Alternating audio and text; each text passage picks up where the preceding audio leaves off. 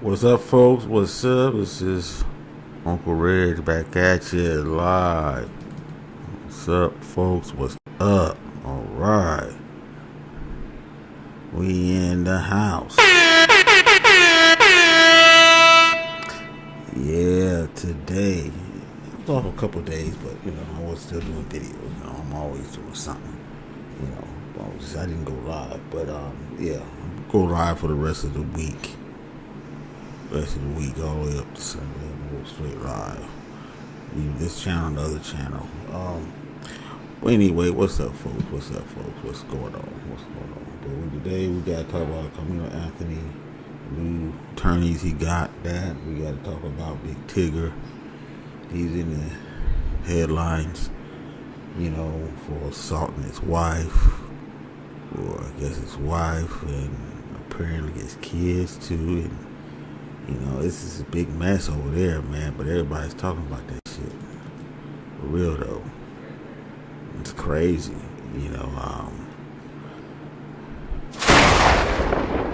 Sometimes I'm thinking that is it even worth getting married? I don't know. I mean, I was married. My marriage didn't last long. At least these dudes got like 10, 12 years of years under their belt. I couldn't even get that. I couldn't get out the gate.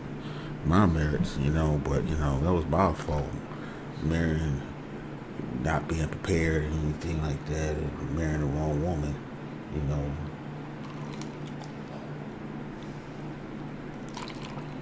doesn't work. It is what it is. But the problem that these brothers going through, they got money too. I mean, I didn't have no money when I got married, but these motherfuckers got money, and it's just falling apart. Like I said, money don't keep marriage together. You got to have some love. You got to have some love somewhere. You got to like each other. You got to like each other. You got to care for each other. You don't, that shit ain't gonna work, man. It ain't gonna work.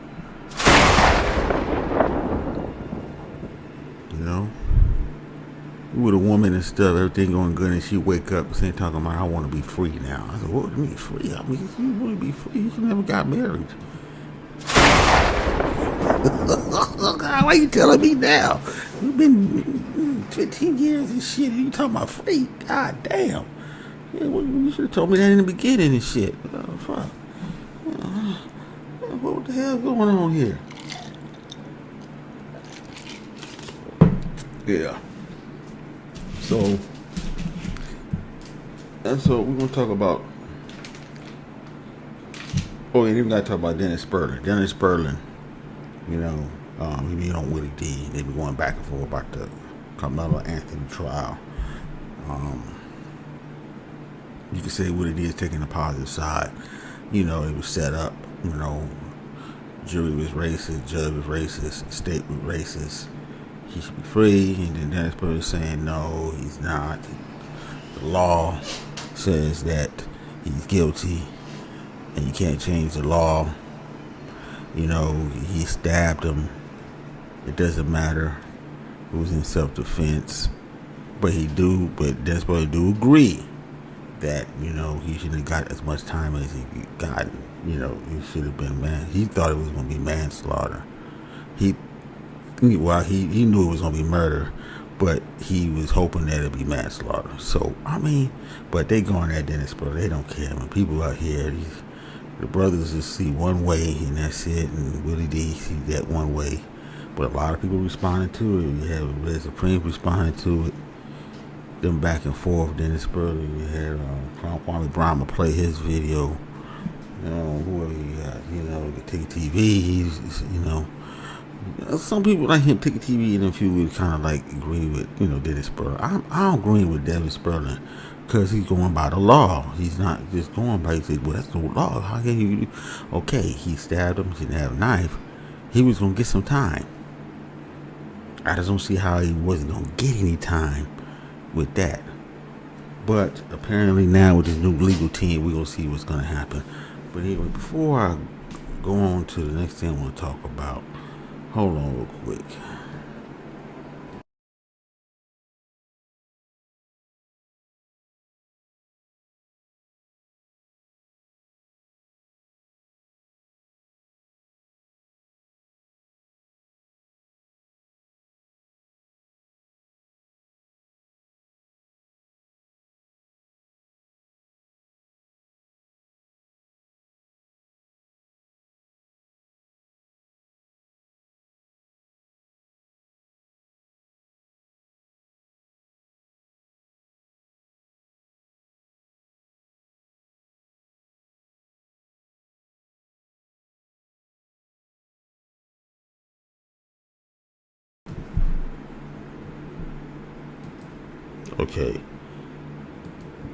Okay, with all the stuff that's going on,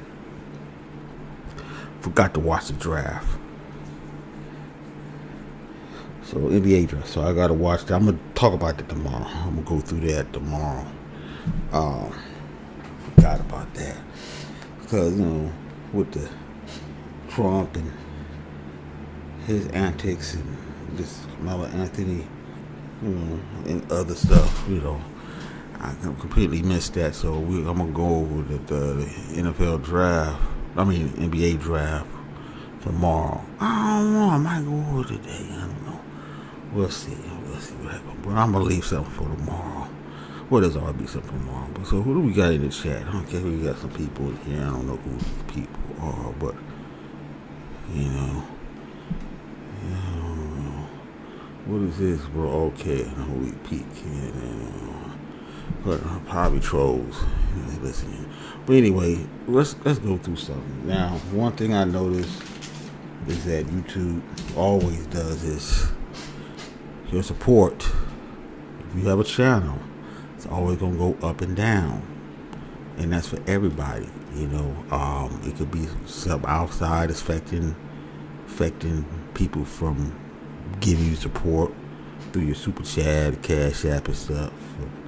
Members, or it could be just YouTube itself going through some BS, you know, demonetizing, or just, you know, not getting notifications, you know, They doing weird shit, you know. But usually, right now, sports should be going up a little bit more. But because of the war and stuff, I'm thinking, you know, the support is kind of down because the people, so the people is complaining. You know, you got angry men out there complaining, waiting until somebody give 10, 15 support. He's lucky he can get 10 people to support right away. 10 people to support with $15, $20. He's lucky. I can't do that shit. When I did, you know, I was getting support. I mean, shit, I couldn't hold, you know, hold people hostage. You know, I only did that shit one time because they wanted me to talk about this or put this certain person on this live stream. But that was different, you know. But I'd never held people hostage. But you be holding people hostage and get mad and stuff. He said, we don't have to go through this. And remember, he has almost a million subs. There's no way he should be begging for any type of support. Like Kevin Samuels got this like that. It's like that. Nothing. And he shouldn't be getting 200 people in the box. So something wrong with that already. What's going on? He's losing support, losing people because he's taking this coon stance that he's been taking. You know, taking the opposite side of Karmelo Anthony and Chug the Builder. You know, maybe that's what it is. I don't know, but he's really complaining, man. And then maybe the Jap that says something. He doing, you know. Sometimes you just, you get go on and ain't nobody there or something. Where are the people that I used to see over here that are supporting? Man, I supporting this. Complaining. Ron Bracey doing this. What? $9.99 campaign. Okay, just put in a 99 cent. 99 cent. After ad said take that. That's only you're gonna get 70 cents. That ain't shit. You just wasting your time. You gotta put at least $5. I'm sorry. That 99 cent shit ain't nothing, man. You know, but he figured if he get what 40, 50, 99 cent, it's better than getting, you know, what $4, $5 or $4, $10 or $4, $20. You know, but they all trying to come on to get support every fucking day. They ain't the only ones, you know. All of them, Freezy and stuff, and Freezy look like he's not really complaining about that because a lot of people over Freezy actually is doing better than most people. I mean, he been getting what 2,000 people in the box when we go live. Hey man, shit. You know, but he did come from Anton Daniels' side, so with respect. He still had the same fans as Anton Daniels. He's what 3,000. He only got 10,000 subs, whereas Angry Man got what 830 subs, and he only got 200 people, one or maybe 500 on the other side. You go vertical and non-vertical. What kind of shit is that? What kind of bullshit is that? I'm just saying, that's weird. I know why it's like that, but I'm not gonna just go through that, you know, right now. But still, god damn. So people complaining. So what I'm gonna do now is we're gonna go to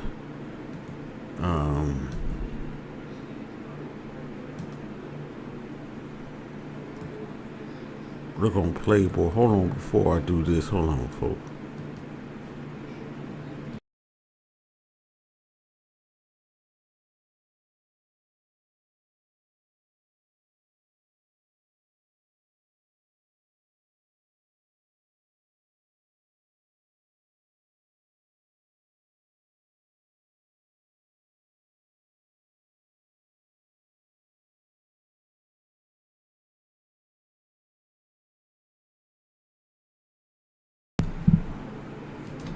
Okay, so we're gonna go to Playboard. We're gonna check out.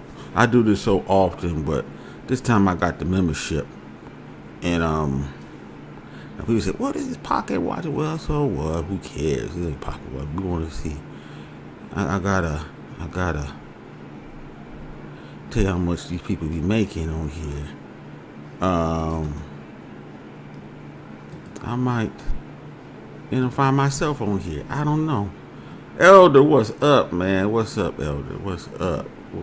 Give him a applaud. Elder, didn't see you in a long time. Give you a wrench too. Glad you doing fine. See you been had a little problem with Ringo. That was bullshit. I never did a live on it, but that was some bullshit Ringo was saying. What to die and stuff, you old and all this shit. That fool crazy. I don't know what's up with Ringo. I really don't know what's up with Ringo. Me and Ringo was cool.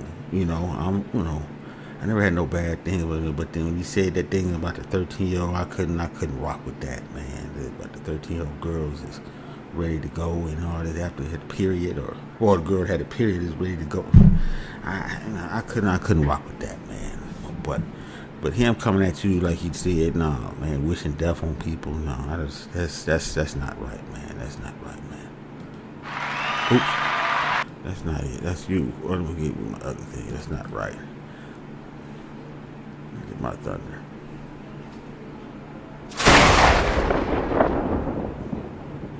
That's not right. But shout out to the elder, man. Anybody here subscribe to this channel? Yeah. If we can get to his age and still be doing it on here, hey, that's a blessing. That's a blessing, man. That's a blessing. I'm telling you. Because it was a few black YouTubers that died off. Didn't even make it. You got Alan Roger Curry, you got David Carroll. They just boom, gone.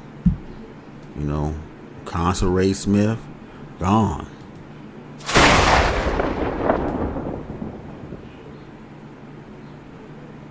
So hey, shout out to the elder. But anyway, hold on real quick, one more time.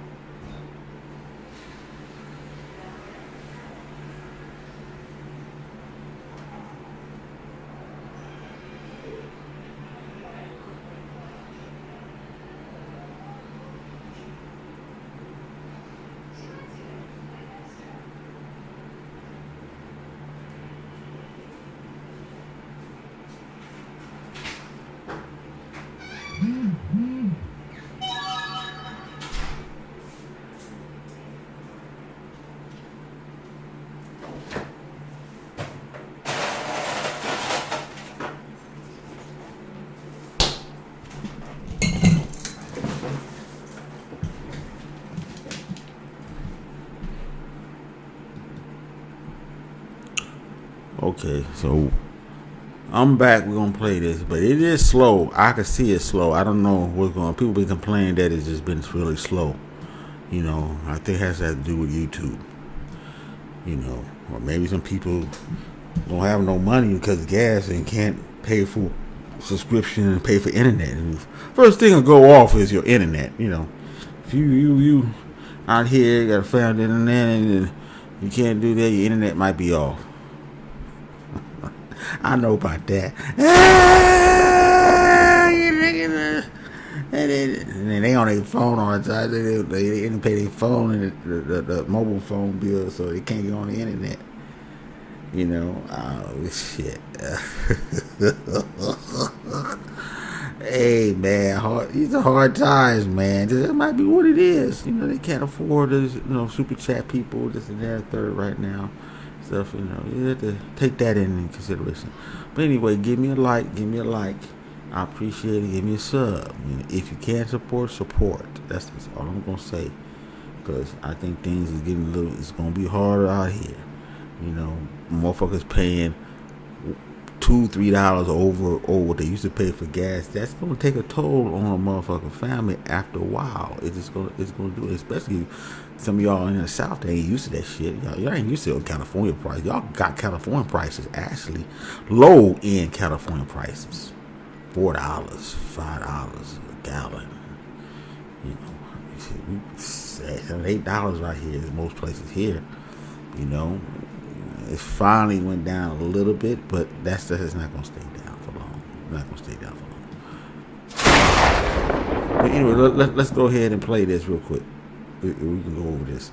But yeah, Dennis Berlin is the trooper, man. He's taking the hit, man. We all got to do. If you're content creator, you're gonna take the hit. Everybody we going at you, for your opinion. After it's gonna happen. Doesn't matter who you are. Anyway, let's go. You want more black people to get out of jail? Y'all sit for jury duty. That's what you do. Stop trying to pretend like your mama's sick and you got to go to work and you got a medical condition that won't let you sit for jury. Stop ignoring. That's what you do. Willie D Live. The reason why we're here is because you have white guys like Austin Metcalf who think that their whiteness self-deputizes them. They think that they have control over black bodies and they can make black people do this and that. Move, what are you doing here? You're not supposed to be here. No, but yeah, right, No, shit like that, you get your ass whooped up. That's why you come over with your boys. And then they talking that goddamn bullshit, old 1950 bullshit. We put it right on the floor. We get the fuck out of here. Have them to call the security. Have them call the cops on you. Because they're not gonna. But they don't want to buck up. You buck up on them back. Simple as that. But anyway, we don't have to put no knife out unless they put a knife out.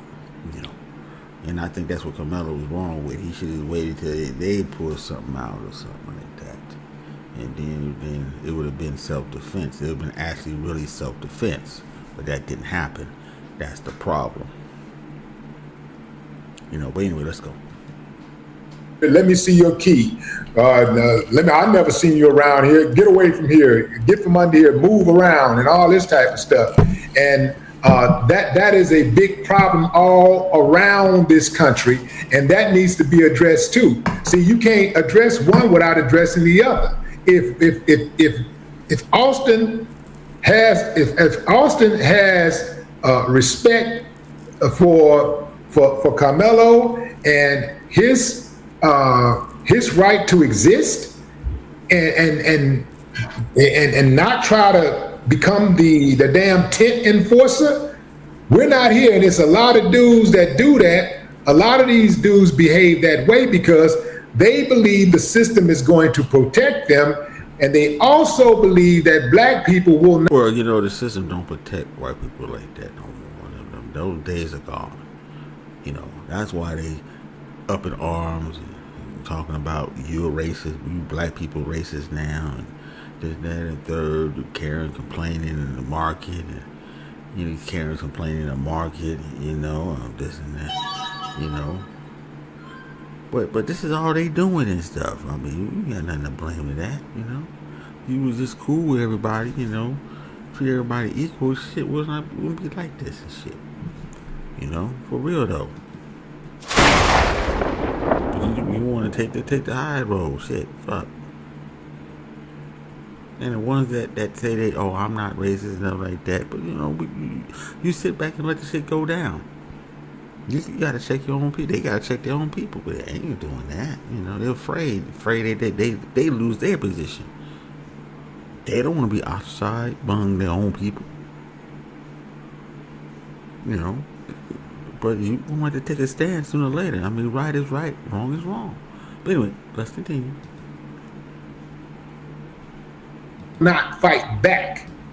That is the reason why he did it in the first place. You don't see black people doing that. You never hear about black people walking up to white people saying you don't belong here. I hear black people walking up to black people saying, I don't know about that. I saw some white people run up in the hood and said, and the motherfucker nigga said, well, what the fuck you doing around here? You know, what the fuck you doing around here? Someone got their ass beat down. I know that, but see, you don't hear stories like that, you know. They get taxed too. Trust me. You white boy walking in the neighborhood. What are you doing here? This and that. And something before you know it, boom, he's on the ground. But you don't hear any stories about that. They always want to say that the white person attacking the black person, but they don't.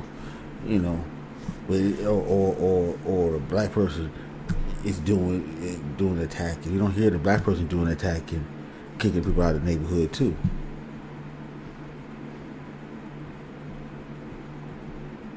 I know most of them don't go down there because they're scared anyway and stuff, and they don't feel comfortable with black people, which is crazy. But anyway, I digress. Let me continue. and you don't belong here. You're right about that. And that's bad. Look, Willie, I'm not. Bullying has been around since. You're absolutely right about that. Bullying has been around. This is not something that's germane to one race or other. We have, look, man, look.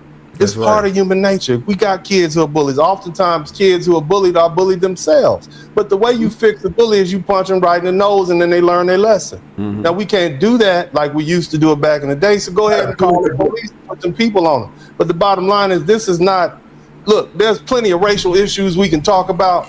But this issue, I think the adults have injected race into this. I think the adults who play the racist game, these are two basic. No, that's why Gettysburg getting hard, because Gettysburg is saying that, wait a minute, Austin Metcalf and his brother had black friends with him. I think they were for the football team or whatever, but they had black friends with him. So when he supposedly got jumped, which I don't see the sign of a jumping, there was him, his brother, and the other two black guys, or one black guy or whatever. So this had to do with race. It had to do with school rivals or whatever. Not only that, while you sitting under the tent, you ain't belong to school. So if they all agree in the tent that you ain't supposed to belong there, and you didn't want to move because your friend that's from the school, from Austin Metcalf, who said you can sit there, you should have moved anyway, because, you know, now they said it's more of them. They belong to the school, only one. So it's like 1 against, 15 or whatever. You got to move. You ain't supposed to be under the tent. You should have just moved this shit. So that's why we need another trial, man, so we can sort this out, find out what the hell happened, really happened. And with this grainy tape, you're never gonna find out what really happened with that goddamn bullshit grainy tape that they circulated on social media. That's some bullshit. But anyway, let's go. Two young men. I mean, both of them played football. They played for opposite teams. Karmelo Anthony wasn't just under the tent being quiet. He was under there talking stuff, so he wasn't scared. Look, let me tell you, we always talk about Carmelo was scared. Carmelo was under there saying, "Touch me again." That don't sound like scary to me. That sounds like I wish you would to me. He don't have to be a coward to defend himself. Yeah, but it don't mean he was afraid. So you can't say I was afraid for my life if you weren't afraid. That's the thing, and that's why the whole self-defense. If you're afraid for your life to the point that you have to use deadly force to protect your life, that's one thing. But Carmelo Anthony, and that's just one little piece of evidence. I'm sitting in here, I'm under this tent, I'm talking stuff. Yeah, blah, blah, blah. Your team is ass. That's what he said about Austin Metcalf's football team, and he played for another team. And then he said, touch me again. That don't sound like fear to me. I know what fear sounds like, and that doesn't sound like fear. And so, this is what the jury heard. And so we always have to go back to, was this verdict valid? Did they have evidence to substantiate the elements necessary to prove murder? And the answer is yes. The answer is yes, and it's going to remain yes. Now we can pick apart what they saw, what evidence, what. That's why they don't like his. That's why they're going at Dennis Berger. Dennis Berger said that the jury, the court proved that it was murder, not manslaughter. But he did say that he think he should have got, manslaughter charge. He said excessive years. Yeah. But anyway, yeah, they going at him. They're going at him, man. But I think that Dennis makes sense here. Going by the law, being a lawyer. Actually still a lawyer. Some people say, "Oh, he's not a lawyer." They're going at him bad, man. Saying, "No, he's not a lawyer. He's not." No, that's lead attorney. He doesn't practice, but Dennis Berger still practice law. So you got the wrong person. But anyway, let's go. Weight they gave each piece of evidence. But the question is, when the appellate court looks at this, they're going to say, "Well, we think that the verdict is valid." Now, had you had 2 or 3 black jurors on there, you might have got a holdout. They may have come to a determination. Look, we don't believe murder, but we will agree with manslaughter. So we can come to that consensus and get a unanimous agreement. We'll do manslaughter. That's the point of having a black juror in there, because it only takes one to hold out to get a hung jury. And so had you had 3 black people on the jury, and remember, this wasn't an all-white jury. I think it wasn't an all-white jury. It was other people, but my understanding was no black people. But that's why they wanted to get rid of the black jurors, because they might have held out for manslaughter. There was no way this young man was going to be exonerated and go home that day. He was going. That's right. This is what I've been saying. He is right. And that's why I don't like Dennis Berger, because with the law that's in place in Texas, he was going to go to jail regardless.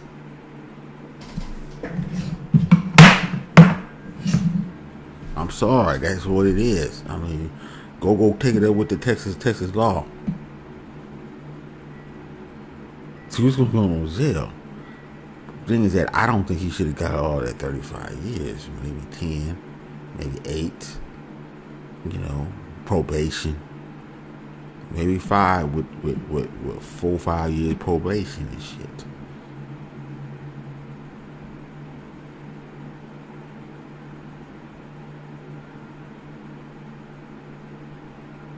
But he should have never got no goddamn 35 years. That's crazy. It's insane. I don't think so. But he got to give him some time because of the law of him stabbing and the person died. And having a knife. One, you're in trouble with having a knife at the school anyway.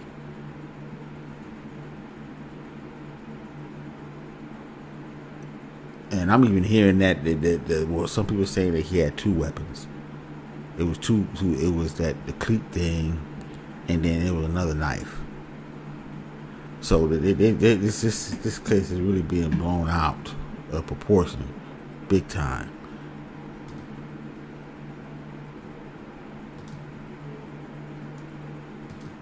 Okay, there we go. Okay, let's continue. Going to go to prison. The question was manslaughter or murder. A black juror may have made them hold out, and you're going to sit in this room. We're not going to be here for 4 hours. We're going to be here for 4, 5, 10, 15 days. And when you have somebody who kicks back on their heels, plants their feet in the sand, say, no, I don't believe it's murder. I believe he was self-defense. We can do manslaughter. And then, but that was the reason why they wanted to get rid of those black jurors. And that's why I think it'll be overturned. But that's the only reason. Yeah. I think the verdict was valid. He was saying it's going to be overturned. He said they're going to probably end up getting an appeal. Because, one, they didn't want the black jurors on there. They was afraid. We're supposed to have a trial with your peers. So the peers have to have some black people on there. Be black. If it was white, Karmelo Anthony was white, they would be mad if they didn't have no white person on there. Come on now. For real, though. Even Steven on this motherfucker, man. Let's go. But, however, the jury played a part in it. And as they always say, that you know the outcome of a case after voir dire, after the jury is impaneled. And in this particular case, same thing with O.J. Simpson. We knew what was going to happen once we saw the jury. It was over. It was acquittal. So, and that was that's the magnificence of the practice of law. The case is typically won when the jury is impaneled, and that's the things people don't know. So you want more black people to get out of jail? Y'all sit for jury duty. That's what you do. Stop trying to pretend like your mama's sick and you got to go to work and you got a medical condition that won't let you sit for jury. Stop ignoring. That's what you do. Mm-hmm. Do you think that the jury put more weight on video evidence or eyewitness testimony? I don't know, man, and I don't think that they questioned the jury after the jury polled. It's called poll. I don't think they polled the jury after the jury left. I'm sure at some point some of these jurors will come up with a book and we'll know what happened, because typically on all these famous cases is always somebody who does an interview. But I'm not sure. I don't know what the jury did, but I know that there was enough evidence for them to convict. That's what I do know. And that's my only point. Was there enough evidence for the jury to convict? Was there enough valid, admissible evidence for the jury to convict? And that's the question that I look at. And my answer is yes, there was. And you see what they did. Again, the only question is whether or not this was going to be manslaughter or murder. They elected murder. So that's the difference. Sounds like you think that he was overcharged. I think it was a range. I think it was a range. I think it could have been manslaughter and it could have been murder. I think capital murder would have been overcharging. I do think that, because it wasn't premeditated. He didn't kill multiple people. He wasn't in the commission of committing some aggravated crime. Yeah, but you ask some people, white people or whatever, other people, they'll say, oh, yeah, he wanted to kill him and stuff. No, I don't see that in this case that he wanted to kill him. I think it was more on lines of self-defense, And that knife that he had, people saying the same thing I said, that had 2.5-inch knife. I don't see how that's going to be able to go in there. But I saw the knife. That's the knife they showed. That shit was way longer than 2.5. That's 3.5. So yeah, that could probably do some damage, most likely. But you got to go in and know where to stab at in order to get it. Now, if he fell on a knife, the force of him falling and him going up, probably, yeah, he could have probably hit a vein or whatever, vital vein or whatever, some shit like that and stuff. But get all the way up in his heart and stuff. This was just that. Nah, man, I don't think this is that. That's been a lot of pressure, man. There's been a lot of pressure. Now, what if he had that other thing, that clip thing, that long thing? Now, that was about 5 inches. He got stabbed with that. So that's what we don't know. They said that was a knife. Other people say it was the cleat cleaner thing. The long rod. That was about 5 inches. So if you stab him with that is the problem. Like I said, this whole case need to be retried, man. It need to be tried. And those people right there I know they saw when the motherfucker stabbed them. Where they at?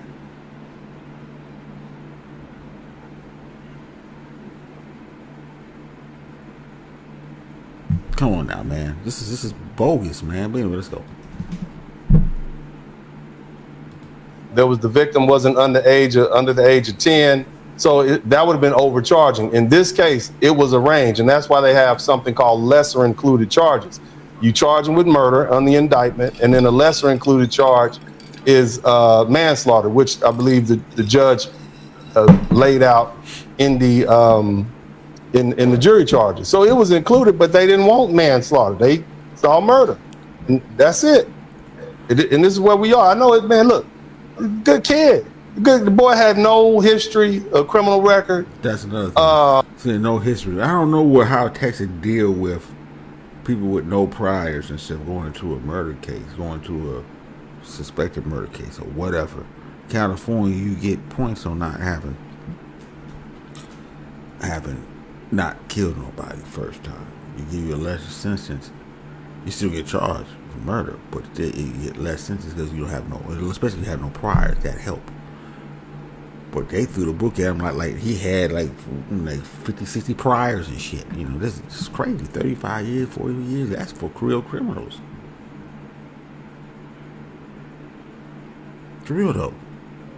So, but I don't know the Texas law as far as, you know, someone be charged with murder having no priors. You know, of nothing. But anyway, let's go. Good grades. He was a good kid, you know, but this is what happens, and this is the problem with emotionalism. And this is why we got to teach our sons to control. They say, I'm going to say something, it's real chauvinist. I'm about to say it's going to be real chauvinist. I don't care if they don't like me. But back in the day, we were taught boys don't cry. And now at this age, I understand why why the old people used to teach little boys don't cry. Little girls can cry. Little boys can't cry because if you allow them to fully embrace all those emotions, sadness is not the only one. Anger comes with that. Fear comes with that. And the reason we don't want men in our society, all men, to just always embrace their emotions because they'll go too far with it. Now you got an emotional man, whether he's angry, whether he's fearful. You know, I think they threw half the book at him. If they went through the whole book, they would have gave him 99 years, and whoa, shit, it would be a whole different conversation then. People would have been more than upset out here. But I would have been more than upset. It was 5 years, 9 years. Because remember that murder charge was what, 2 to 99 years. Shit, that's it. His life is over. He might come up to parole 99 years. What is that? That's 50 years. He'd be motherfucker be dead by then, man. Shit. Might be dead by then. That's it, you know. Anything can happen to him in prison in 50 years. Shit. Fuck. But anyway, let's go. Fearful, whether he's sad, he's going too far.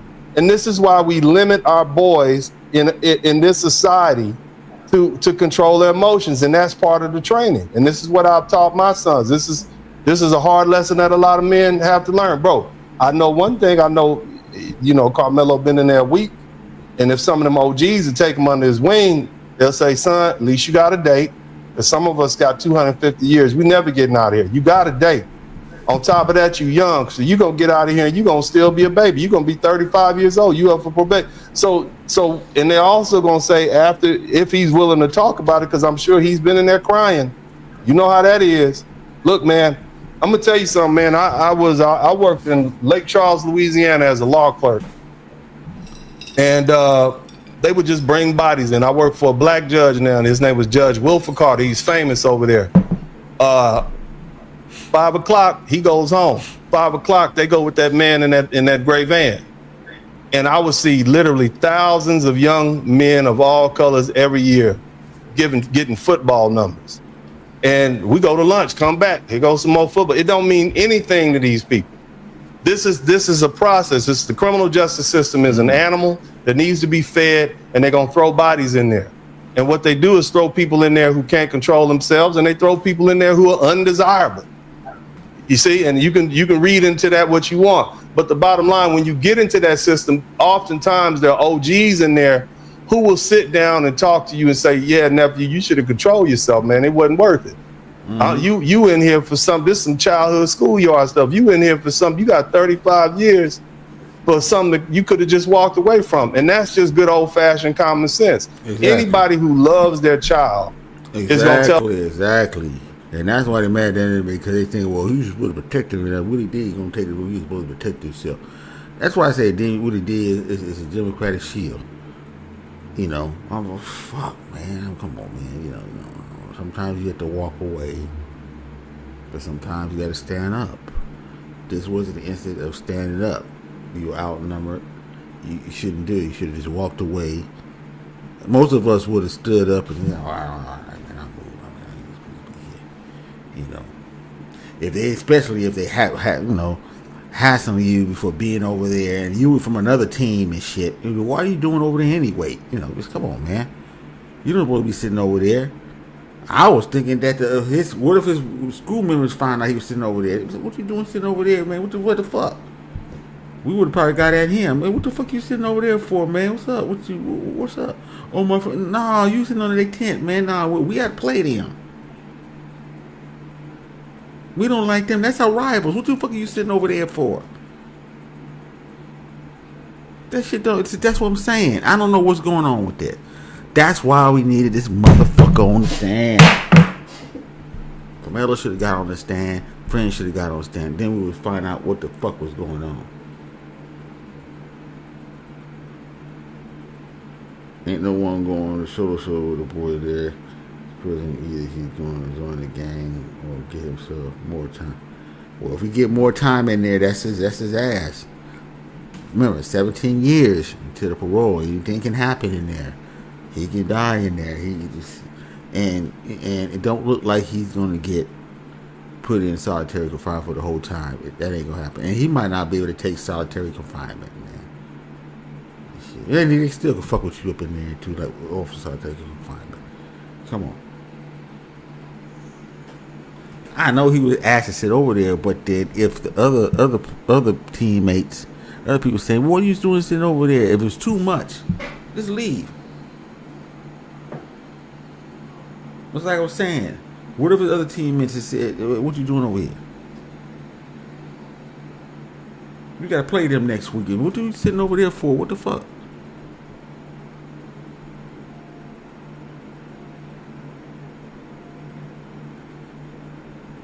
Okay, he had sat over there the prior game with no issues. Okay, I don't know about that. I don't know. That's, like I said, there's a lot of things coming up. Solitary confinement is a double. Yeah, exactly. Solitary confinement. Some people can't take that. You by yourself. 23 hours a day. You get 1 hour out.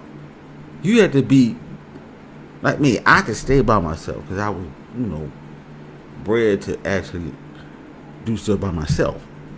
Some people can't do that shit. They can't do it. They can't do solitary. They need people. They need the interaction, talking.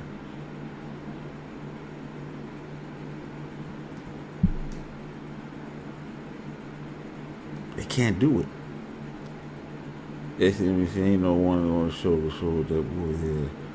He can still get married. Yeah, he can still get married and have a child. Yeah, he can. But will he be worth anything to get married to? I mean, after being in prison, he going in and is 20 years old. Coming out as 35 or whatever. 38 or whatever. And I'm sure that Metcalf father is going to make sure, if he's alive, he's going to make sure that he lose that appeal. So he might do the whole 35. So, I mean, shit. I mean, this dude will be 40-something years old before we get out. 40, 50, almost 50 years old. Time to get out. That shit ain't right. This shit was wow, man. Jeez. Would he be good in any women? But a lot of women love jailhouse niggas anyway. So I mean, and he's somewhat famous when he get out. He's gonna be famous when he get out and stuff. Now, I mean, things, and you gotta understand, things gonna be entirely different when he get out. We talking about 2040, 35, yeah, 2004. 45, 40, 60, 35 years. No, man, that's 2050 something. Shit. We have a TV that's like a goddamn glass. They got the shit out already. It's a piece of glass and just TV come on and all kind of shit. Everybody be driving electric car by then.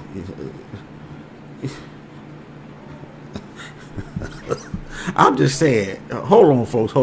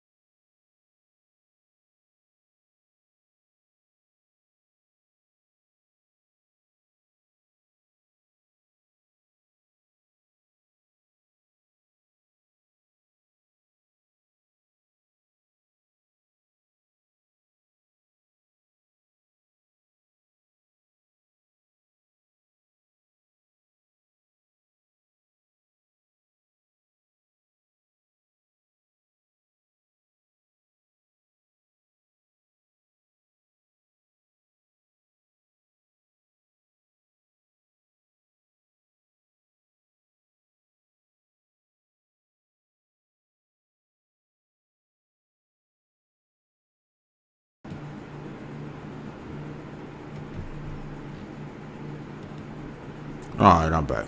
Okay. Let's see. He says, I mean, he'll be this entire. Yeah, exactly. GTA 6. That's right. And you don't know what kind of graphics that game is going to have by then. It might be off the hook, man. Straight up. I mean, realistic might be VR shit. You never know, dude. That's enough time we be playing video games VR. Classroom conferences, VR. Business meetings, VR. That's how advanced shit can get in 35 years. This is gonna miss a whole shitload of shit, man. That's crazy, man. This is the worst time now. Where technology is now, this is the worst time to be missing out of shit, man. This is, coming zeroed out. It's not like it was before, you get out, when it was a black and white television, now it's color and shit, or maybe it was digital TV. You could deal with that, maybe you get out, we have tapes, now you got CDs. But now we talking about shit that's going to be transcending shit. Fuck. Neural interfaces and shit like that. Fuck. You'd be actually be talking to the goddamn motherfucking AI, and it'd be just like I'm talking to you. You can't even tell the goddamn fucking difference. That's how advanced shit can get. You dig what I'm saying? You dig?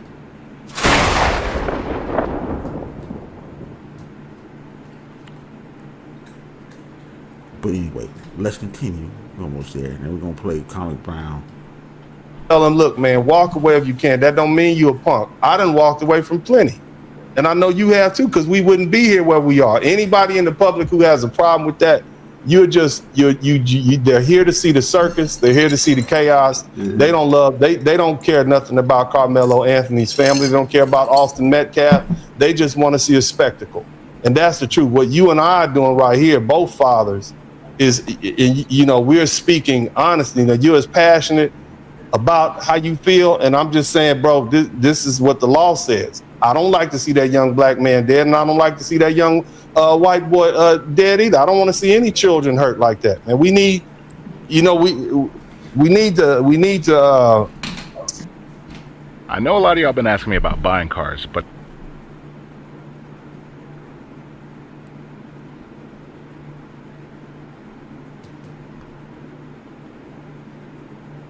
man, it's not getting any better. It's just making things worse. And so all I'm doing is coming here throwing some water on that fire that you've been spitting, bro. But hey, that's all I got, brother. No, it's cool. It's cool. But I absolutely appreciate you speaking on the emotional thing, because there is we do have a huge issue with people, not just boys, but everybody in this country right now controlling their emotions. We got to absolutely start getting into conflict resolution. We got to figure that out, how to resolve conflict, without fists, guns, and insults. So there you have it. But I appreciate you coming on, man. Any parting words? Well, I appreciate everybody, and I know they've been giving me hell over on my page. I'm just gonna give it to you straight. Yeah, they've been giving him hell. They've been giving Dance Runner hell before his opinion, because he's going against the status quo, and people can't handle it. I think Dennis Sperling is correct. Now, do I agree with maybe some of what he said? Yeah, maybe, but most of the time, most I agree with what Dennis Sperling said, because he's going by the law. He's going by what he saw in the case and how he would have tried the case and stuff, this and that and third. So you can't get at him and saying he's a coon and some shit like that. That's some bullshit, man. It's crazy. But anyway, let's go. Great. Really be bring in here because I'm gonna be honest with you. I'm gonna tell you the truth. I'm not gonna hold back. I don't want your money. I done had enough money in my life. I realize it's not gonna make me feel better when I'm sick.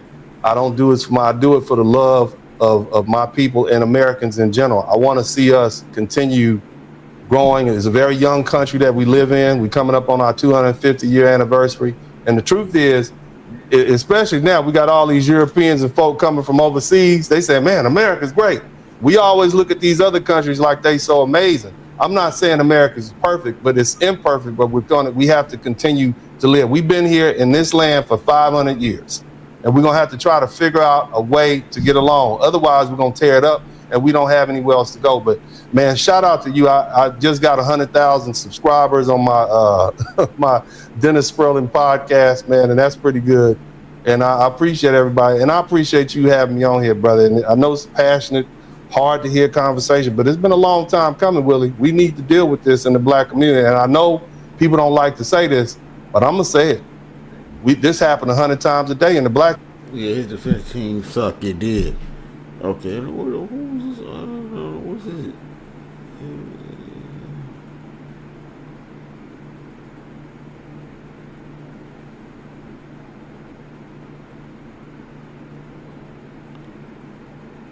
Oh, he took about Cynthia G. Cynthia G ain't got nothing to do with it.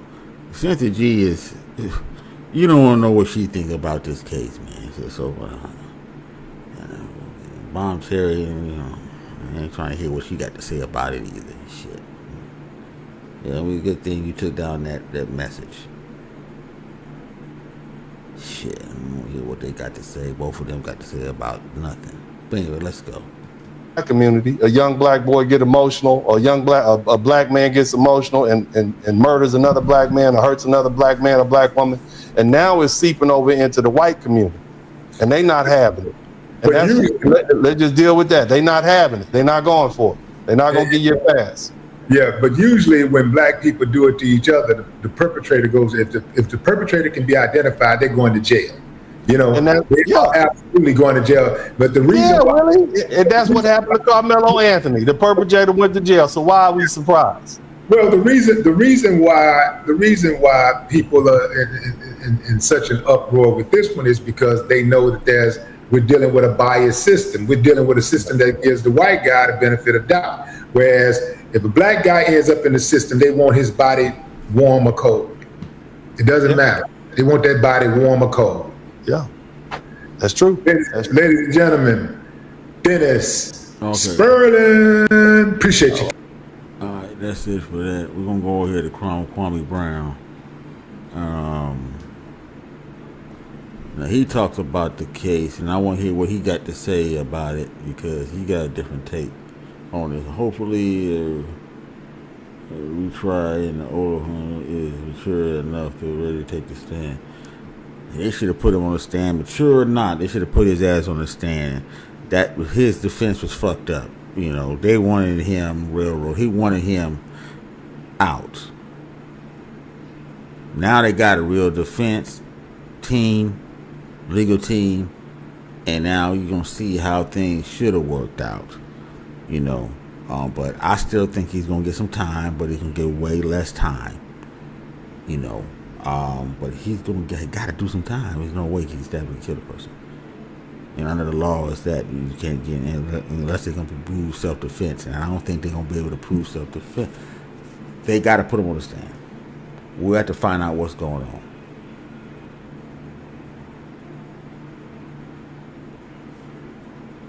His own legal team threw the parents under the bus and said it wasn't racist. But let's go ahead and play this. He's a lawyer, Dennis Sperling, and this seemed to be a very based and unbiased dude. And so he don't like already. Tommy Brown don't like Dennis Sperling. Basically, from the jump. That's so.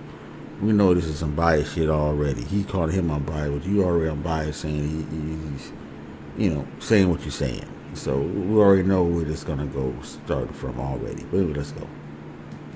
And he just give you the facts, man. Do what you want to do with it. Get mad, get fat, die skinny. Say he a coon. Say you want to do whatever. But he practices law. And he just gives an unbiased opinion on it. And I think this is what I give Willie D credit. Because whatever you say about Willie D, whatever you say about his takes, I don't know. I mean, I think that he's probably, you know, maybe you don't like this, but I don't know. We'll have to see. But he said he give by his opinion. Okay, I understand that, but still, I don't know. This is the first time I'm listening at this with y'all, so I don't know what he said. So let me shut up and let me just play this, and we can find out. You could say he racist. You could say whatever. At least he brought somebody on that he does not agree with.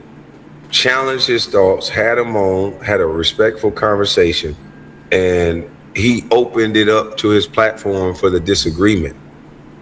A lot of these people, when they disagree with someone, they won't allow someone on their platform that disagree with them, or they'll bring them up, and no matter whatever the dude's profession is, they will talk over the person that's supposed to be doing this by trade. So I think Willie D did a good job of bringing this type of brother on. He's black, he's from the hood, he's educated, and he's still saying what he said. So I'm gonna let y'all hear it, and I'm gonna go off camera for a bit because I'm gonna roll up this tobacco, and I'll be back. No, I'm rolling up that swagger. Y'all be ready for that swagger. I'm rolling up that swagger. You know about this?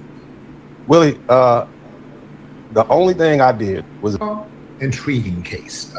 Dennis, have you changed your mind at all about this?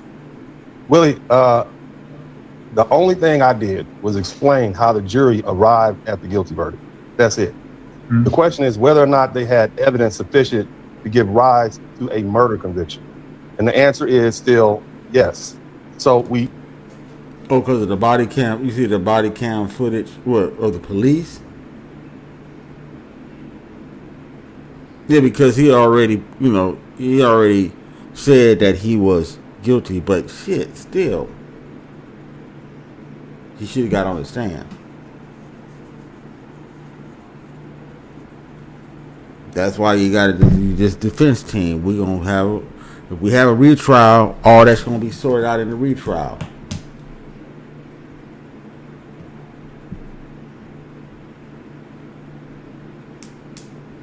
Yeah, but he already admitted, and Dennis Burton said the same thing. He admitted that he stabbed him when he should have just not said shit.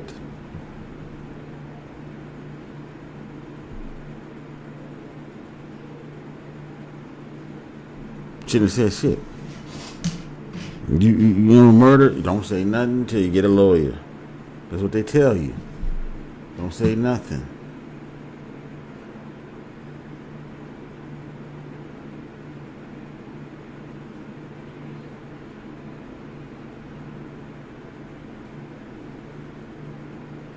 I'm just saying. But anyway, let's go. We look at the video. You've weathered many storms together.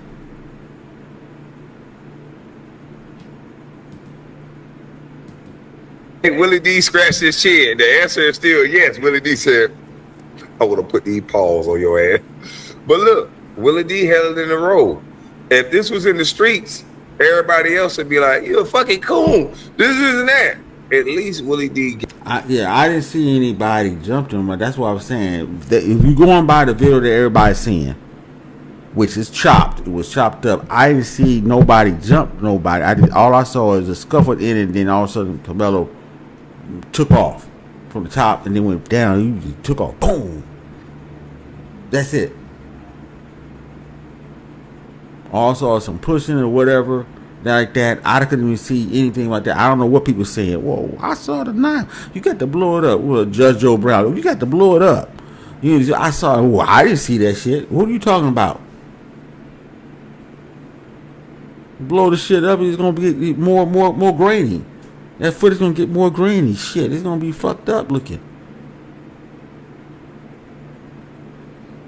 Oh, they got some video editing tools where you can extrapolate and take out what was edited and it'll be the original video. Oh, where's that tool at? Well, somebody didn't use that tool on this video. Maybe somebody used that tool in that video and then repost that version of it. That unedited version of that video. Maybe somebody need to do that.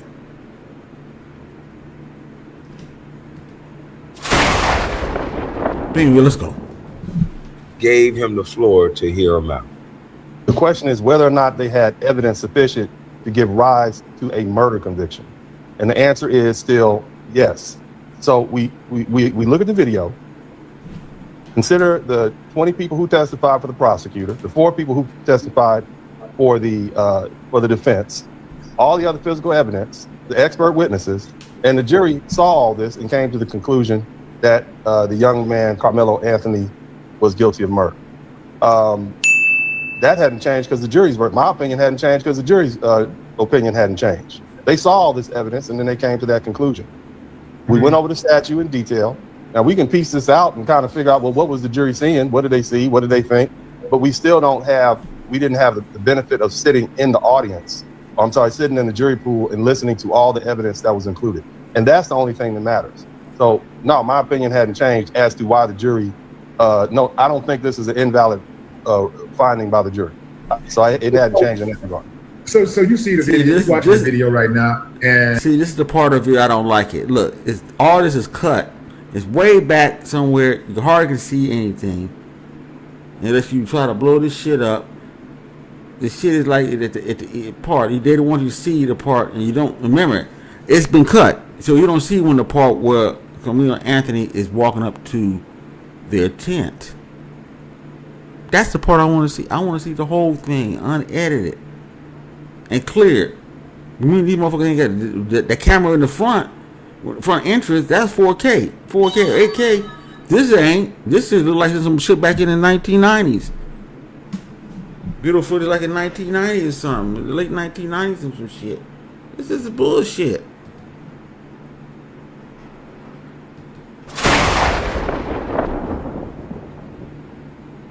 But anyway, let's go. And you see what's going on. You see people under that tent. You can tell there's a lot of people under the tent because the area under the tent is dark, and you can barely see any bleachers toward the top. But now you see to the right, that's Austin and his brother and their goons charging. Look like they're charging towards the tent, like they're being really intentional, charging toward the tent. I mean, that don't say anything. Willie, I don't see anybody charging towards the tent. Now you can say they're charging. I see some children, some young high school kids walking in the direction. See, Willie D is a Democrat shield, man. I'm telling you, man, he's a Democrat shield. Who's charging the tent? They was walking up to it. He's talking about people that was walking. They were walking to the tent, and someone walking past the tent. That's what he don't tell you either. This is some bullshit. Improvement kind of is a black person, one who killed other people.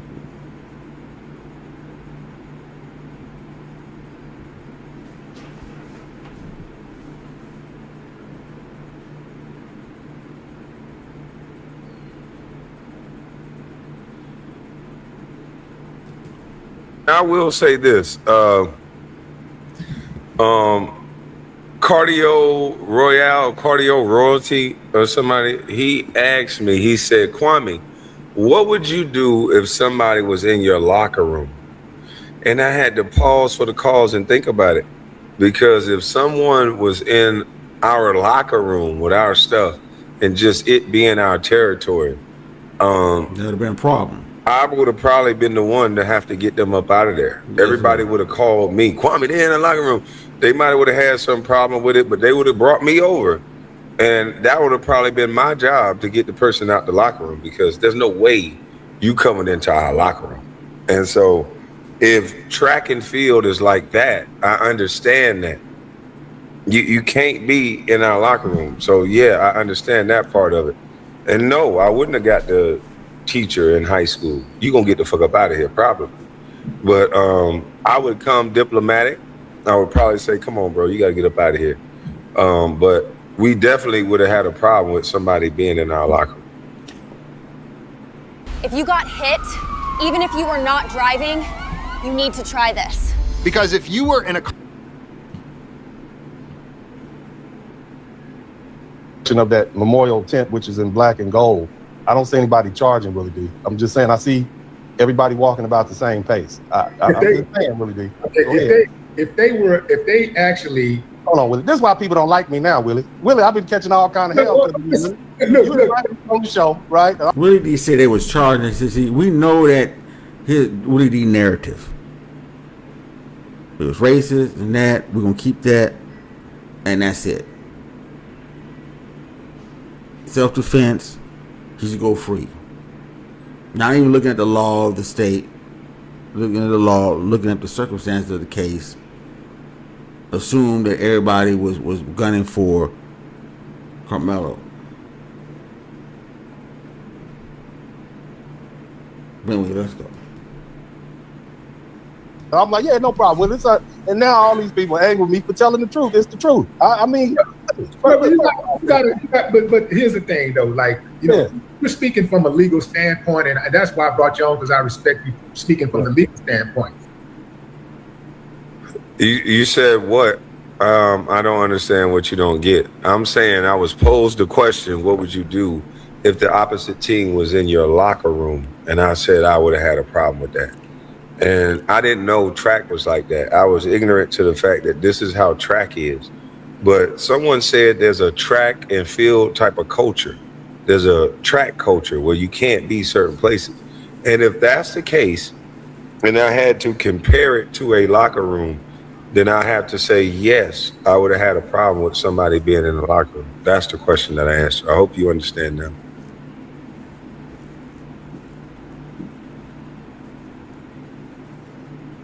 You know, I'm speaking from a layman's standpoint. I'm not the person going out here doing any extensive research, and I'm not a lawyer. You know what I'm saying? I'm a layman, Hell no, I wouldn't stab. Of this country, and I'm a resident of Texas. And what I see is some bullies who accosted this boy who was minding his own business, and one of them ended up. We can't even see the videotape clear. We can't even see who started the fight because they cut that goddamn part off. They edited this motherfucker really good.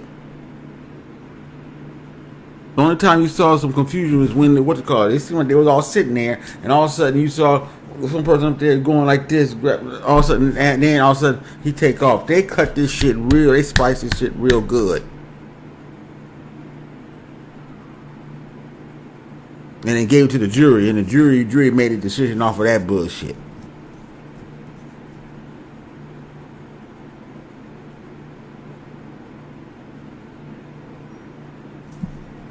And then someone said it was something about, okay, it says y'all gonna run out of gas in 2 weeks. No trial, new evidence. I don't know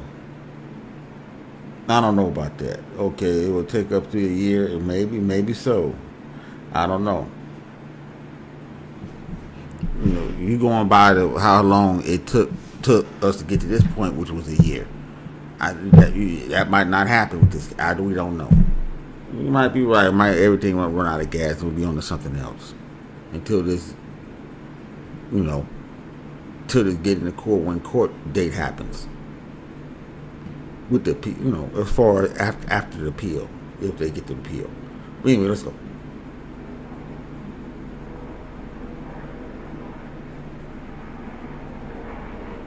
You're gonna tell me to move multiple times? Yeah, if he said that, he should have moved. Now, I agree with that. If I would have moved, if they would said one, if one person said, you ain't supposed to be under here, and then they came maybe twice, I would have moved. They said, I said what this guy said, but if the guy came over and said, man, I don't care about what he say. We don't, he a punk. Okay, that's it. Now, let me get up out of here. I know they got a problem with the other guy. You brought me over here, but apparently your teammates got a problem with you. They don't value your judgment or whatever, your sense. So, let me get up out of here.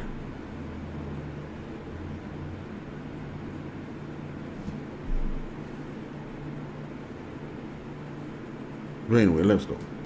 Ended up dead because he put his hands on him. Like, we love to talk about how people need to keep their hands to themselves, and we're all for anti-bullying until. Man, that shit is cut, man. I'm telling you, that video is cut, man. I don't know why y'all don't see it, man. Look, it's shit off to the side. The tent is off to the side. Look at the beginning of the video where you actually see Metcalf and his brother go into the place. Why didn't you see Anthony going to the place? Going to the place. Why didn't you see him? That's his 4K. That's his nice looking. Why all this shit look grainy and shit? Look, this is crazy. Far away, far off and shit. That's the cameras they got the cameras on the other side of the field.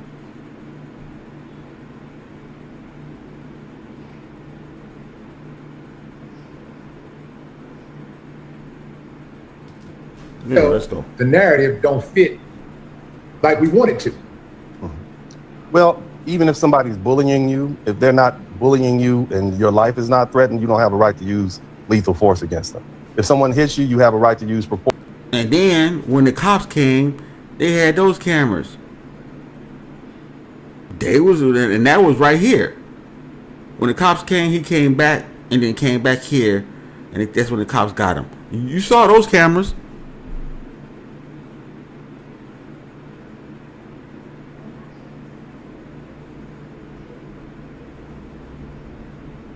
The only camera looks suspect is this right here. Come on now. Proportional force in defense. Willie, I mean, look, man, you and I both know that we have a lot of young men out there who, when they get afraid or they get angry, they overdo it. Okay, well, brother, I don't know. See, that's something. I was just answering a question from somebody else who ran track like you did, and they. See, this is what I've been saying. We know that he's wrong because he's brought a knife to the school. One took the knife, stabbed the guy. The guy died. He was gonna get time with Texas law. I keep saying this. He was gonna get some time. Even the defense team is not gonna be able to get him off unless they can find some way that it was some self-defense. I don't think they're gonna be able to. The only thing they can do, which is appeal. This I'm saying this now. Appeal is to get him less time.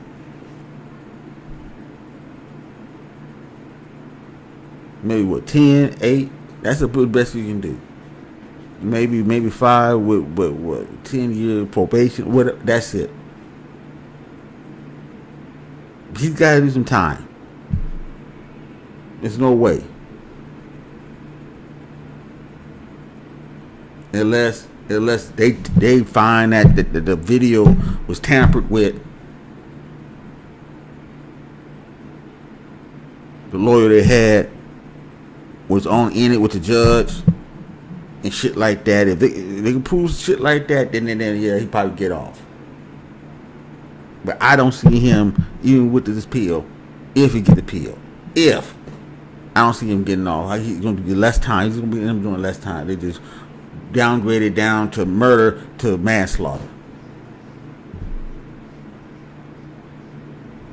But anyway, let's go. He said, from their perspective, you can't go in nobody else's tent. So that's all I'm saying. So your perspective is that people can move around. It's not that serious. When I didn't run track, but we had like field day and shit like that, and we was in everybody's tent. So I don't know much about track. I don't know much about track culture. The only thing I thought was Karmelo Anthony should have been charged with manslaughter, because I don't think that he came there with the intent to stab somebody. I don't. I think he had the weapon that he shouldn't have brought, but I don't think he came there with the intention to stab somebody. Yeah, that's what I'm saying. So when y'all say murder, that means that he came in the track field with that knife to stab someone. He wanted to stab Metcalf for some reason. I don't know. We don't know him.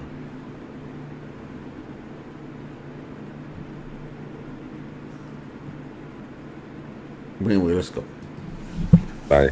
That tent is where people keep their items when they are competing. They keep wallets, purses, and backpacks, etc. See, I can understand it from that standpoint, that if I put my stuff down in a tent, I don't want everybody else that's not a part of our track team in the tent. Therefore, we can see who stole what and who did what. If people are all just willy-nilly in the tent, then... Yeah, now that does make sense, what Kwame Brown said. You just don't want anybody in your tent. I don't care what it is. Nah, he can't be up in my tent. We don't know him. We know you, but we don't know. No. Things come up missing. How do we get a chance to know who did what? So I understand that, but I still don't think it should have led to a stabbing. I still don't think he should have got 35 years. I still think it should have been manslaughter.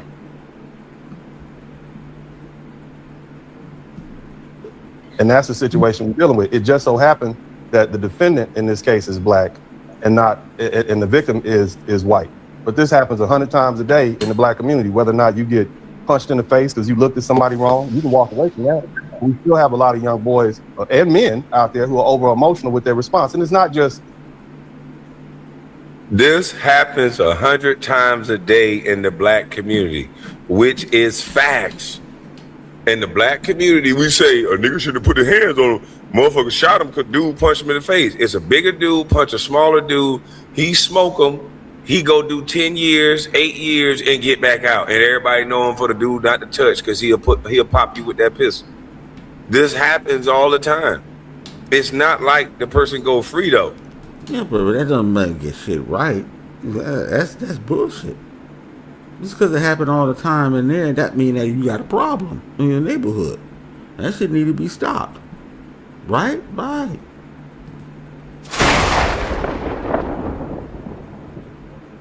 To me, that's an excuse, man. I don't like that, man. This shit shouldn't be happening at all. Nowhere.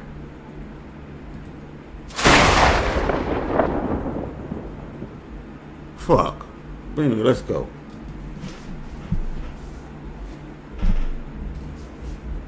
You're not going to go free.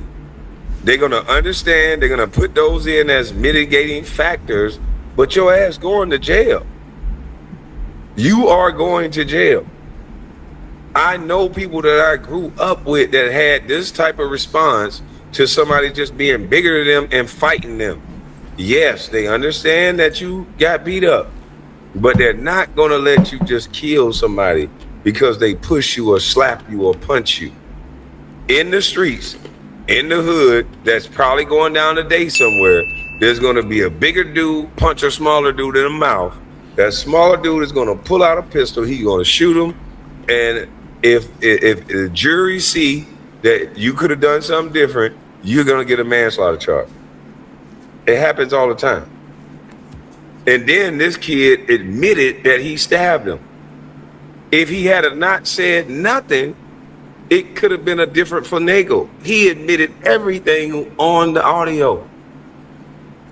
At SCE, we're powering progress with energy that helps customers. Right there. He admitted that he stabbed him. So how can you defend? It's kind of hard to defend that.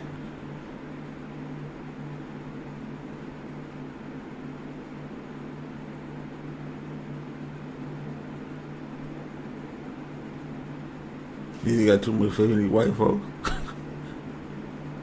All right. Let's see. Remember the jury to hear nothing witness. Metal stab.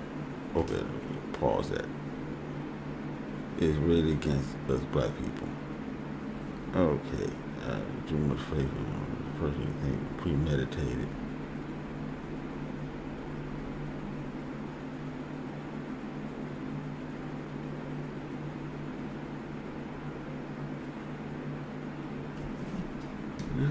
Someone says I'm premeditated. I have too much faith in what I see personally. I think it was premeditated because he came there. No, I don't think that's the case. He was premeditated because he came with it. No, he came with. Now the question is, that's the question I wanted to ask him. That's what I had him understand. Why you come with a knife? Was you afraid of your life? Was someone bothering you? What happened? Did something happen? That's why you needed him on the trial. You needed him on the stand. Excuse me. Shit.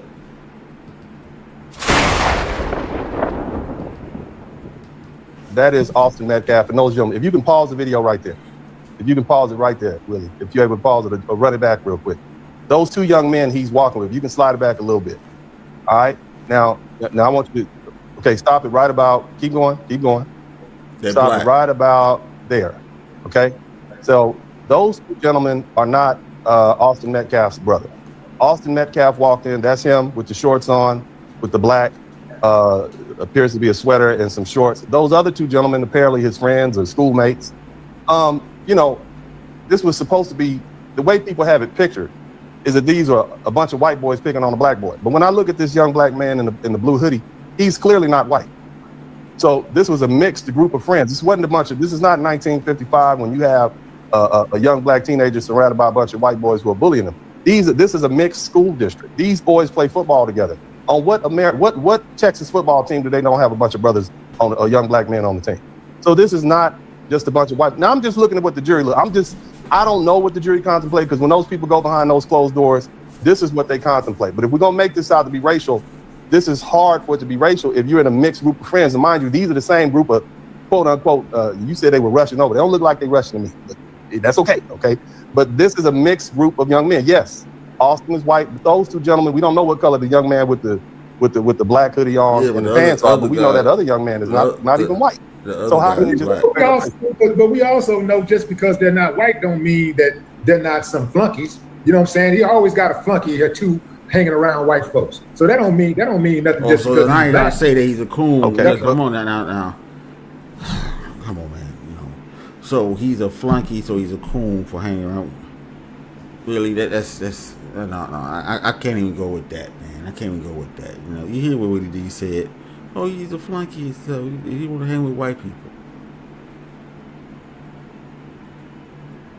I can't even get with that, man. That's, they all on a football team. They just, come on. It's not like that. He got to inject race into this shit, man, and that's the problem. His job is to make this shit racial as possible, Willie D. You're getting paid money. Anyway, listen to me. What I understand, it was a black guy who called him over. The guy named Eddie was black. That's the guy who called him over and said, hey, man, come sit with me. You know, he's the one. Like, it sounded like to me, Eddie set Carmelo up. Well, I don't want to go that far. I don't know Eddie, but I do know that there was a young man named Eddie who testified on the stand, I believe, and said that he basically denounced even knowing Carmelo Anthony, saying I didn't know him. And then the defense attorney showed some photographs of them hanging out at least 2 or 3 times in the past. I think they hung out at least 3. So they was told a lie. They was told a lie. Somebody got to him and told him he was a lie on this shit. You break in the house and then you don't get okay. Race is in the courtroom or 3 times a week. So obviously they were familiar with. Right. They want somebody to say something for this young man that even his friends didn't say. His homeboy got the hell away from him like, nah, nigga, I ain't got nothing to do with what you did. I'm not your friend. So if your own homeboy, the person that you actually know, is sliding away from you, then that means he don't want to be a part of the shit that you said and did. He don't want to be a part of that because he wouldn't have handled it that way. So I know certain people gonna diss him. Oh man, they ain't no real ass friend. No. When we know about the weapons, ain't supposed to be there. That's what I want to know. Why he was carrying the weapons. He's gonna get in trouble anyway for having carrying a weapon on school grounds anyway. A knife on the school ground anyway. If it wasn't really for those cleats and stuff that was saying, no, he's gonna get in trouble for that. It's like you had a gun. Now, what if it was a gun?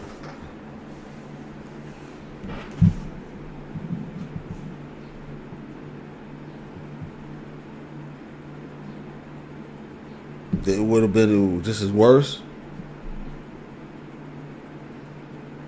Shot 1, 2 bullets and said boom, boom, boom, and niggas running and shit. Everybody been running. There would have been nobody under that tent if you put out a gun and stop capping on Metcalf.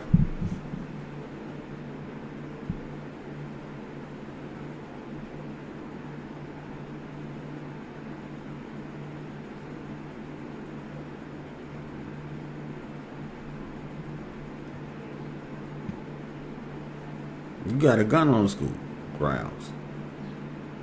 I think they don't look at the knife as severe as a gun. I think this is even in people's minds. I think.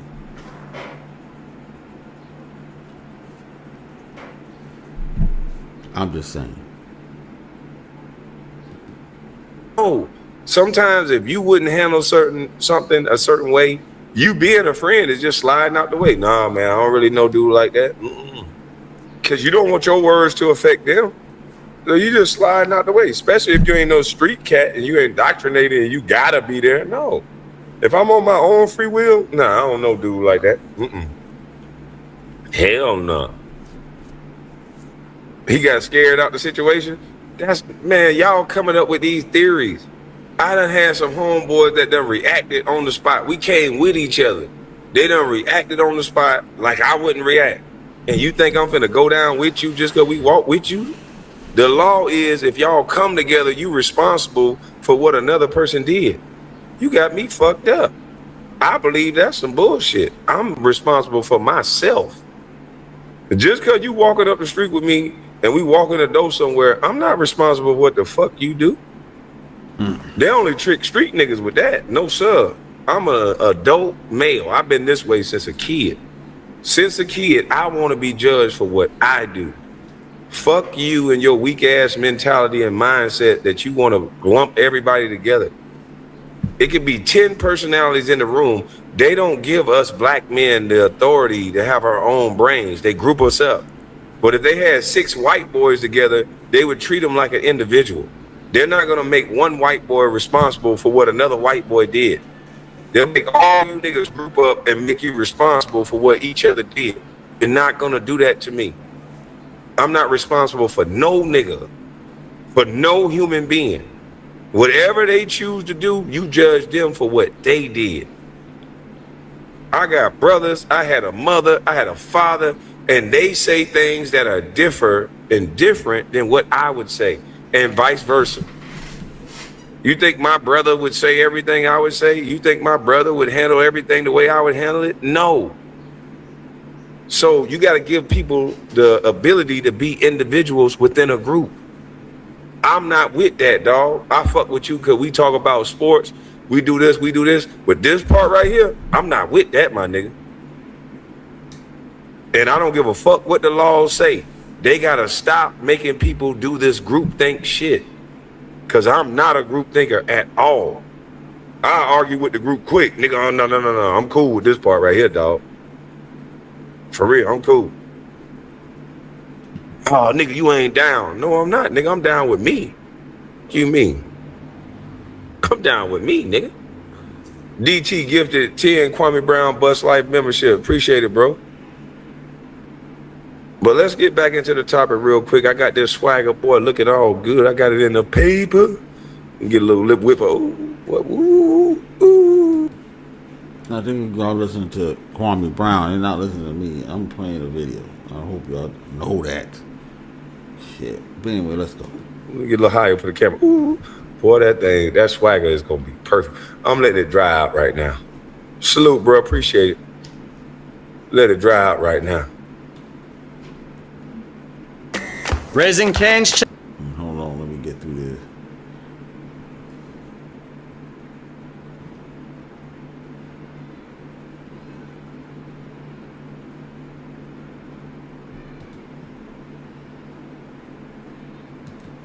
Why the young man would deny knowing him, I can imagine, because Carmelo's hot. Okay, but if we go back to this incident, if we go back to this right here, I see 3 young men. One of them is Austin Metcalf, and another one is this young man in the blue, clearly is not white. So we can't just say it's a bunch of white boys picking on Carmelo Anthony. What I said was Austin was walking with some other young men. Apparently, now that's what they said before. They said that it was a bunch of white guys picking on one black guy that was, 50 pounds lighter than him. They were saying that, what you call it was 130? 17 years old, he was like 130.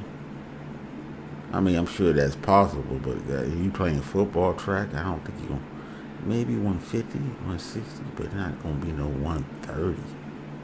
I mean, shit. I don't know how tall he was. Nah, I just don't think that. He's like 5'8". They said he was like 5'8", so I mean, they even got the height wrong. They said he was 5'5", 130.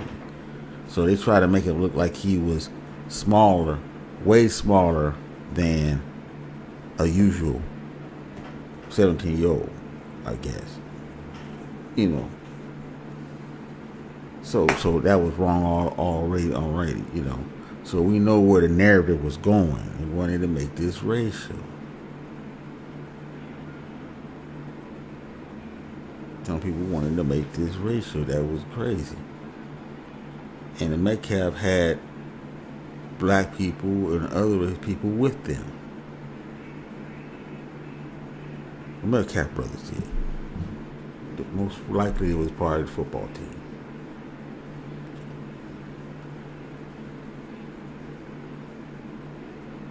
They say 135, 5'9".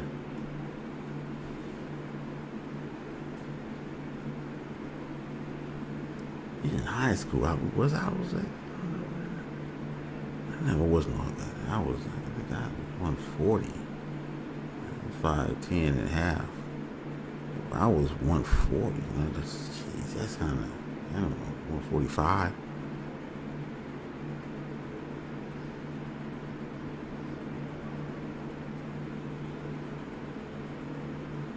They said the Metcalf boys were.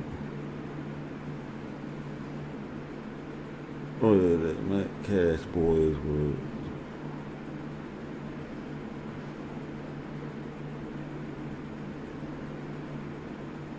Six two. Oh, you saying it was 6'2", 20. Oh, 220. Oh, 6'1", 220. That's a big one. Yeah, there was some big boys. The high school. Yeah. Anyway, let's go. This football team are from the school. So, you know, race always plays a part, but this begins to eliminate the idea that it was all racial. Maybe it was just kids bullying kids. Maybe. And you know what's crazy? Nothing in this video that they said happened actually happened. They said it was Austin Metcalf and his brother was jumping him and bullying him. Then they said it was 4 people.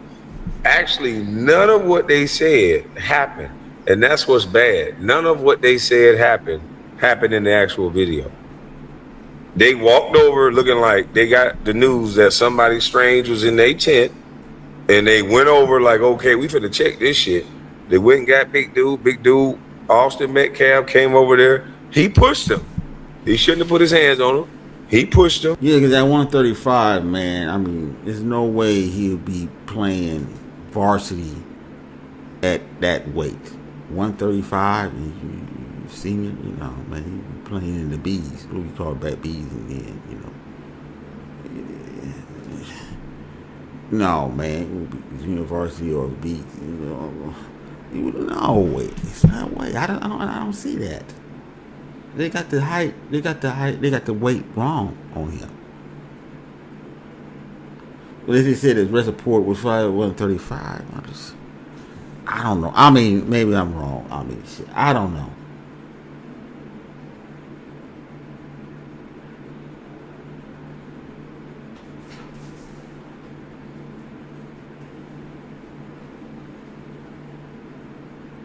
No, playing ice hockey. Okay. I don't know what was that. Oh, you got rid of that. Okay, that'll make it about race and lower the victim mentality. Okay, let's go.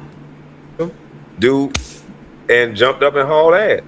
I don't think that's enough force. You telling me as a 7-foot man, I'm gonna have a child that's bigger than most.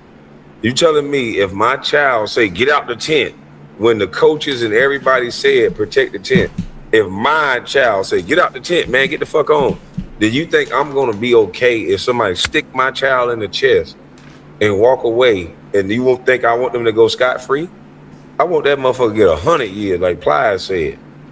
But in this situation, with Austin Metcalf, with him running, I wanted to know what he thought.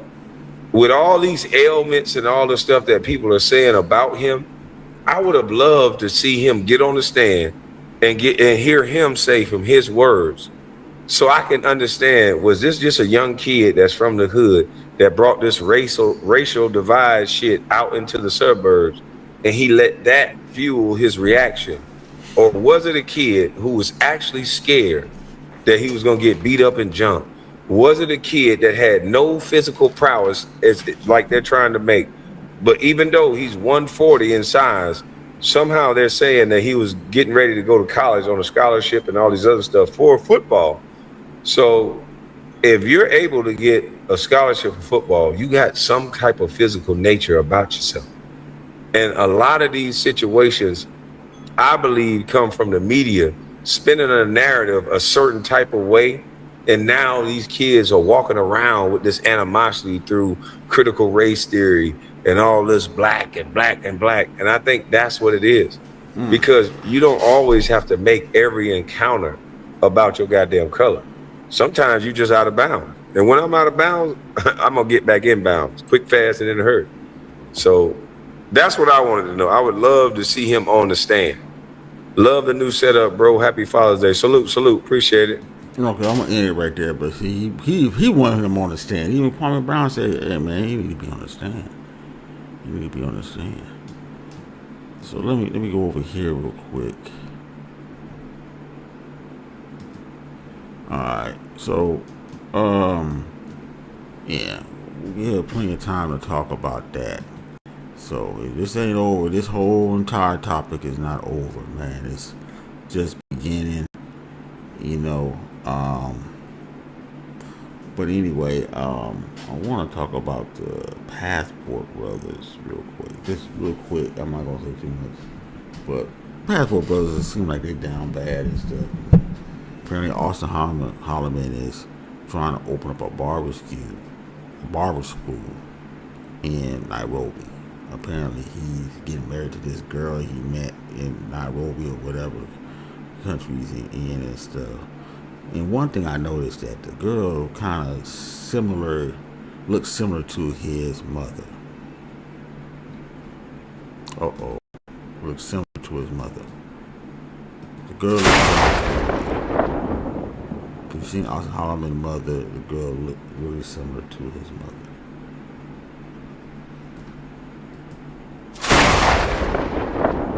So he basically going to start this barbecue school in Nairobi, and people coming at him, of course, regular usuals is hating, I guess. LTV, he did a video, and then there's not a guy that's from Nigeria that's mad at all the black Americans because now they repping FBA, they're not,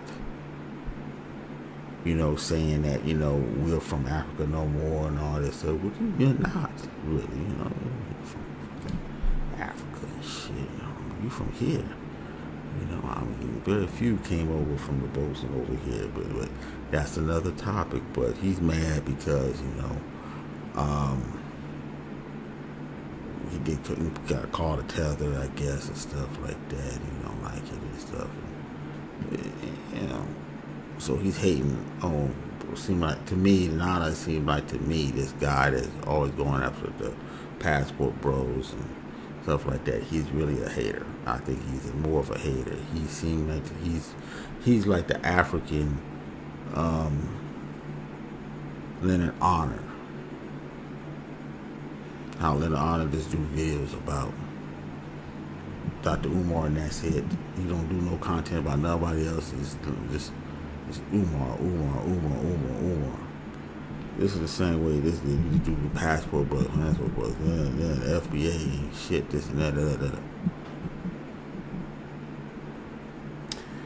So, yeah, so he's supposed to start this barbecue. They think now that's trying to derail his crowdfunding, hoping that people don't support, and then I think it's another brother I listen to, is Sunshine Shoulders. Now he came out with a video talking about he almost got trapped up with some girl that was 16. He thought it was 18, and he found out, and he bounced. Hey, good for him. So he always tell his stories that he have about passport traveling, because he lives over there and stuff like that. He's an expat, excuse me. So hold on real quick, folks.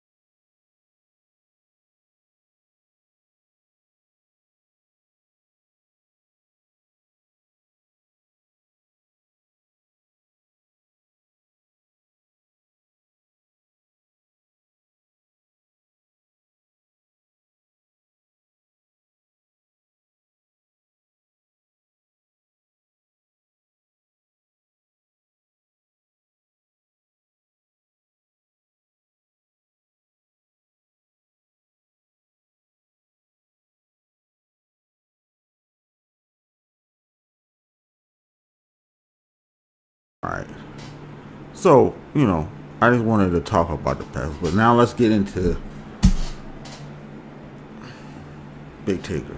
Big Tigger being accused, apparently, of battery against his wife and what else?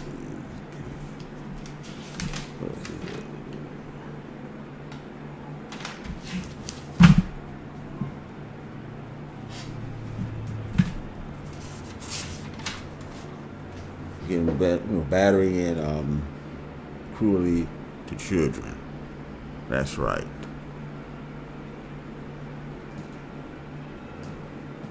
Hold on real quick, man.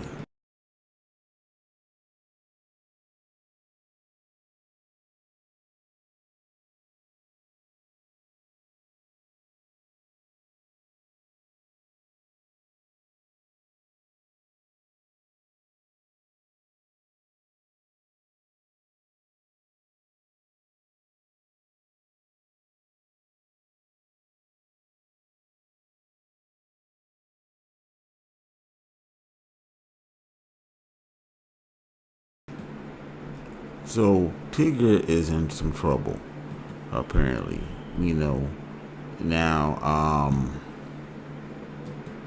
gonna play this video here, but basically there's a video of his wife posted later, deleted, but we got it already. Emotional, severe facial injuries, including a black eye and stitches.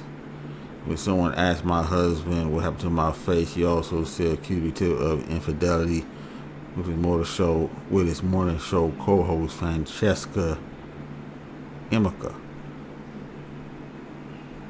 And they claimed they was getting divorced. Okay, the statements so big. Okay, now both Big Tigger and Emica are denying the allegation of affair. Okay, Brown released statement backtracking the internet. See, I never called my husband up. So I think this is something going on here, man. People don't believe this, his wife. You know, they think it's a setup. You know, and then he was arrested. Spider State Police investigated into the May 2026 incident culminating in Big Tigger arrest in June 20th. This was a couple of days ago. He was charged with Saturday. He was charged with aggravated battery, third-degree cruelty to children, related to his child being present during the dispute. So she tried to put an hold on man. You know, the arrest warrant stated that the couple got into a physical struggle over a cell phone during an argument about text messages. He released later. He posted $10,000 bond. You know,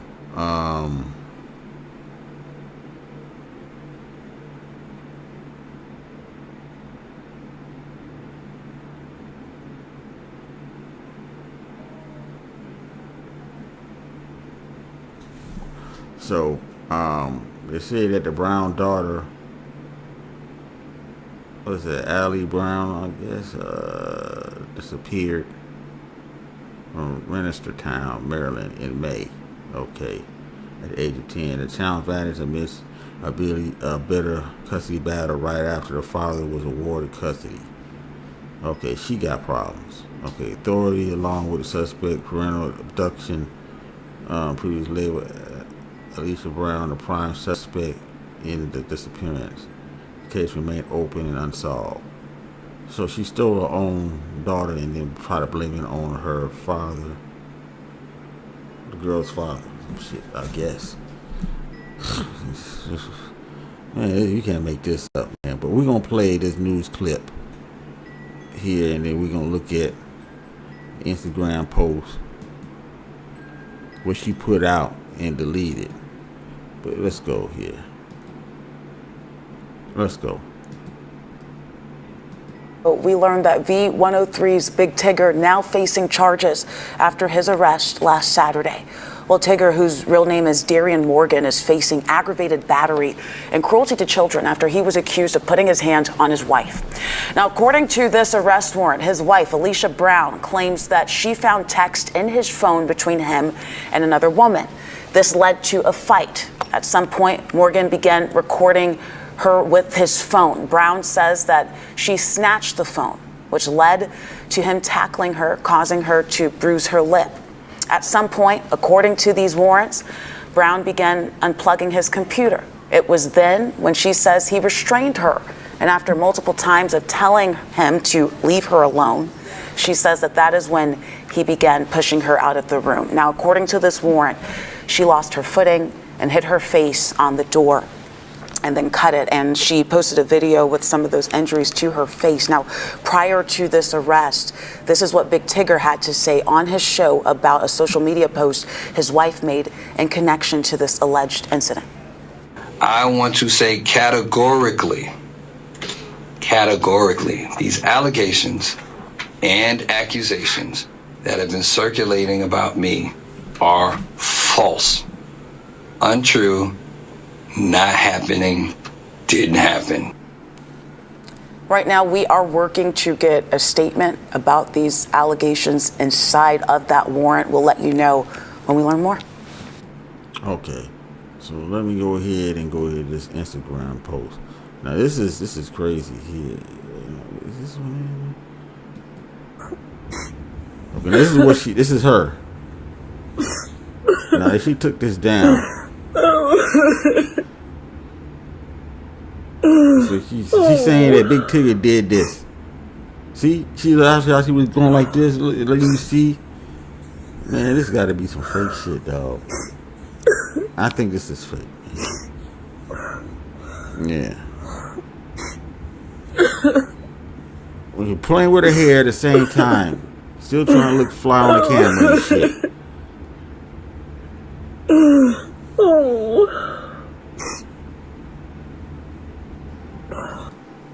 So he was having an affair with one of the co-host Francesca, Amika, I guess how I pronounce it. So let's go on and see what he said. Now, Big Tigger, this is a statement he said. I said, I received and over the past several days, there's been significant, discussion about speculating regarding my personal life. I understand it can happen when you are a public figure, and I appreciate the support and concern so many people have shown. I want to say categorically, these allegations have been circulated as false. Additionally, it's important to clarify that Francesca and I have never been any more than friends, and I respected colleagues. I'd like to apologize to her for the impact these last few days. Okay, out of respect for everyone involved, I ask grace, privacy, and restraint as my family navigates through a difficult moment. Well, they're not gonna do that. You're on a chopping block now. You know, for more than 30 years, I've been privileged to serve my community through music, entertainment, and connection, and I remain grateful for the trust so many have placed in me, although all throughout my journey. Okay, and I tend to continue living and leading in a manner worthy of that trust. Okay, well that's it. You know, that's what he said. You know, they played, or the news clip played part of this statement he said. But hey, man, this is crazy, folks. This is crazy. This is really crazy. You know, we got him. Now, I don't know if he's guilty now. I don't think he is, man. I think this is a setup, man. His wife. Because his wife got, remember, that 10-year-old kid he talking about, that's from a previous relationship his wife had before him. So he's actually stepfather from what I'm getting.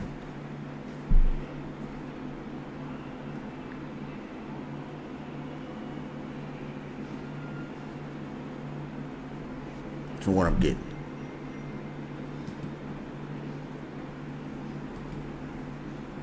So, I mean, all I can say, when it rains, it pours, man.